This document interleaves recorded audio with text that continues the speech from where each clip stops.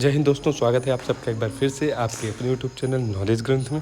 दोस्तों, आज हम बात करने वाले हैं Ken Betwa river interlink project की, जो आपके एग्ज़ाम की दृष्टि से बहुत ज़्यादा इंपॉर्टेंट हो जाता है। अगर आप एमपीपीएससी की प्रिपरेशन कर रहे हैं तो ये आपके लिए और भी ज़्यादा इंपॉर्टेंट हो जाता है, बिकॉज ये आपके एमपी की ज्योग्राफी से रिलेटेड हो जाता है, क्योंकि मैप बेस्ड क्वेश्चन इससे आ सकते हैं।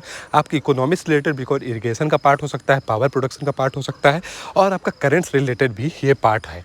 तो एमपीपीएससी की प्रिपरेशन कर रहे हैं तो बहुत ज़्यादा इंपॉर्टेंट है। इसके अलावा अगर आप यूपीएससी या किसी भी स्टेट पीसीएस की प्रिपरेशन कर रहे हैं तो आपके लिए ये करंट का क्वेश्चन हो सकता है। तो हम आज पूरा बात करेंगे कि ये प्रोजेक्ट कब स्टार्ट किया गया, कितने रिवर्स में स्टार्ट किया गया, क्या उद्देश्य है इस प्रोजेक्ट का, क्या एडवांटेज है इस प्रोजेक्ट के। तो इससे पहले हम वीडियो को अगर स्टार्ट करें, आपने हमारे चैनल को अभी तक सब्सक्राइब नहीं किया है तो दोस्तों प्लीज़ जाकर उसे सब्सक्राइब कर दें, जिससे आगे आने वाले सारी वीडियो की इन्फॉर्मेशन आपको मिलती रहे। और इससे पहले भी बहुत सारे इसमें वीडियो बनाए गए हैं जो खासकर एमपी से रिलेटेड हैं। इसके अलावा भी करंट से रिलेटेड करंट से रिलेटेड वीडियो बनाए गए हैं। आप जाकर उसे ज़रूर देखिए, और आपको पसंद आए तो प्लीज़ दोस्तों को लाइक और सब्सक्राइब और शेयर ज़रूर करें। लेकिन आपको वीडियो जैसा भी लगता है आप हमें कमेंट सेक्शन में बताएं, जिससे हम आपकी क्या हेल्प कर सकते हैं वो हम कर सकें। ठीक है। तो अगर हम बात करें केन बेतवा लिंक प्रोजेक्ट की, तो ये आपका यूपी, एमपी और सेंटर ने मिलके वर्ल्ड वाटर डे जो 22 मार्च को होता है उस पर फाइनल मुहर लगा दी है। एमओयू साइन हो गया, मेमोरेंडम ऑफ अंडरस्टैंडिंग जो होता है वो साइन कर लिया गया है। और ये प्रोजेक्ट बहुत दिन से लटका हुआ था।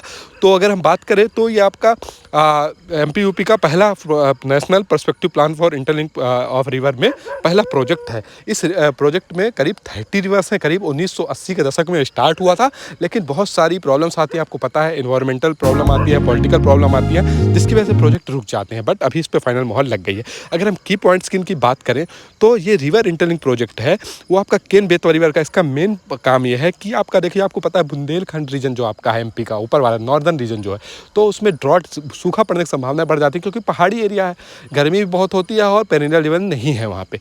ठीक है। तो इसकी वजह से आपका जो बेतवा रिवर है उससे जो सरप्लस वाटर है वो आपका केन रिवर में डाला जाएगा। ठीक है। तो और केन को बेतवा में, बेतवा से केन पे, मतलब जिसमें भी पानी होगा वो आपको पहुंचा दिया जाएगा। जैसे अगर केन रिवर सूखने वाली है तो वो नहीं सूखेगी क्योंकि बेतवा का पानी उसमें आ रहा है, बेतवा सूखने वाली है तो वो नहीं सूखेगी क्योंकि केन का पानी उसमें आ रहा है। तो इसका बहुत इंपॉर्टेंट उद्देश्य है। आपको हमें कमेंट सेक्शन में बताइए ऐसे कौन सी रिवर पहले थी जिसमें ये लागू किया गया था इंटरलिंक प्रोजेक्ट। उसके बाद हम बात करें तो ये आपका झांसी, बांदा, ललितपुर और महोबा डिस्ट्रिक्ट पड़ता है यूपी का, और टीकमगढ़, पन्ना और छतरपुर डिस्ट्रिक्ट पड़ता है मध्य प्रदेश का। आप इसको मैप में जाकर जरूर देखिए, क्योंकि आपका नॉर्दर्न रीजन में देखिए ये पड़ता है।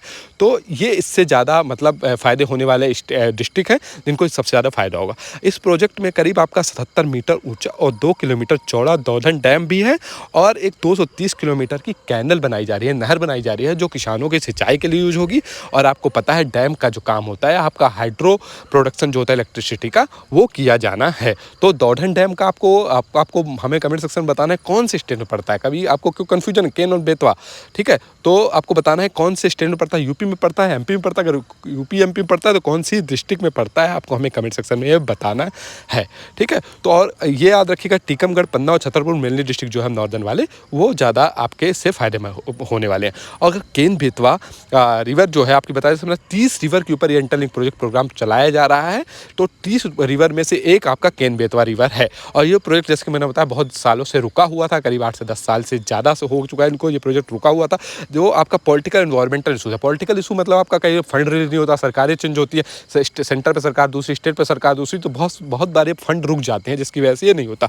उसके बाद हम बात करें एनवायरमेंटल इशू, क्योंकि आपको अगर डैम बढ़ाना है, आपको कैनल बनाना है, तो आपको पेड़ काटने होते हैं, कई बार किसी की ज़मीनें लेनी होती हैं। तो इस वजह से केस बहुत बार कोर्ट में चला जाता है, जिसकी वजह से काफ़ी ये डिले हो जाता है। बट इस पर फाइनल मोहर रख चुकी। अगर इसके एडवांटेज की बात करें तो सबसे पहला एडवांटेज, जैसा मैंने बताया, रिड्यूसिंग ड्रॉट, मतलब आपका जो सूखा प्रभावित क्षेत्र होता है, जो नॉर्दर्न, जहाँ पे बारिश कम होती है या गर्मी ज़्यादा होती है, नदियाँ सूख जाती हैं, तो वहाँ पर जो किसान होते हैं वो अच्छे से सिंचाई नहीं कर पाते और सूखा जैसा माहौल बन जाता है।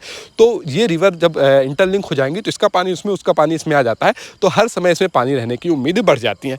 और अगर फार्मर्स के बेनिफिट की बात करें तो आपका एक तो पहली बात है, आपका इलेक्ट्रिसिटी प्रोडक्शन जो होगा उसकी वजह से इलेक्ट्रिसिटी प्रोवाइड की जाएगी, और दूसरा नहर के माध्यम से उनको सिंचाई की सुविधा उपलब्ध कराई जाएगी। और जैसे कि मैंने बताया, electricity production 103 megawatt Daudhan dam पर बनाया जाएगा, 103 मेगावाट का इलेक्ट्रिसिटी प्रोड्यूस की जाएगी। और आपका पन्ना टाइगर रिजर्व जो है वो वहाँ पे जो रहने वाले जानवर हैं उसके थ्रू, क्योंकि केन रिवर बहती है वहाँ से, अगर आपने पढ़ा है तो। ठीक है। और इसके बाद हम बात करें केन और बेतवा रिवर की, तो केन और बेतवा रिवर जो है यमुना की ट्रिब्यूटरी है। और एमपी से निकलती है। आपको बताना है कि बेतवा रिवर कौन से डिस्ट्रिक्ट से निकलती है। बहुत बार एमपीपीएससी में क्वेश्चन पूछा गया है। और बेतवा रिवर पे कौन सा डैम है ये हमको जरूर बताइएगा आप। और यमुना में आपका बांदा डिस्ट्रिक्ट है और उसके बाद बेतवा में आपका हापुड़ डिस्ट्रिक्ट यूपी, ठीक है, वहाँ पे जाके ये मिलती है यमुना रिवर से। और राजघाट, परिचा और माता टीला डैम है जो बेतवा रिवर पे है। माता टीला डैम का दूसरा नाम क्या है आपको हमको बताना है कमेंट सेक्शन में। और केन रिवर जो है आपका पन्ना टाइगर रिजर्व से पास होती है, जैसे कि मैंने आपको बताया। तो वो भी रिजनरेट होगी, मतलब उसमें हमेशा पानी अगर रहेगा तो वहाँ रहने वाले जानवरों के लिए, वहाँ जो इन्वायरमेंट बायोडाइवर्सिटी है वो अच्छी रहेगी, ठीक है। तो आपको ये याद रखना है इसमें कि सब माता टीला डैम बहुत बार क्वेश्चन में पूछा जाता है। माता टीला डैम का आपको आप याद करना है कि माता टीला डैम की हाइट कितनी है और इसका दूसरा नाम क्या है। बहुत बार पूछा गया है, कमेंट सेक्शन में हमें ज़रूर बताइए कि कौन सा डिस्ट्रिक्ट में पड़ता है, ठीक है। और केन और बेतवा रिवर से एक इंपॉर्टेंट क्वेश्चन ये भी है। तो अगर हम बात करें कि national perspective plan for interlinking projects की हम बात कर रहे थे, तो इसका मेन एडवांटेज ये है कि आपका जो वाटर सरप्लस रिवर्स होती हैं, मतलब जैसे आपका किसी में पानी, रिवर में ज़्यादा पानी, किसी में रिवर में कम पानी है, तो ज़्यादा पानी वाली रिवर का पानी कम पानी वाली रिवर पर डाल दिया जाता है, जिससे आपका स्कार्सिटी नहीं होती, पानी का डेफिसिट नहीं होता, दोनों में मेंटेन रहता है पानी।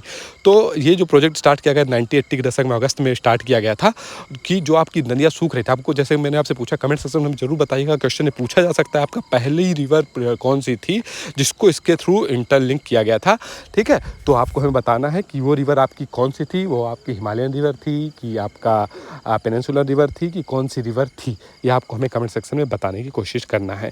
क्योंकि जब भी आप पढ़ते हैं इसको करंट से थोड़ा रिलेट करके पढ़िए, करंट से रिलेट करके बाद इसकी हिस्ट्री थोड़ा सा आपको पता होनी चाहिए।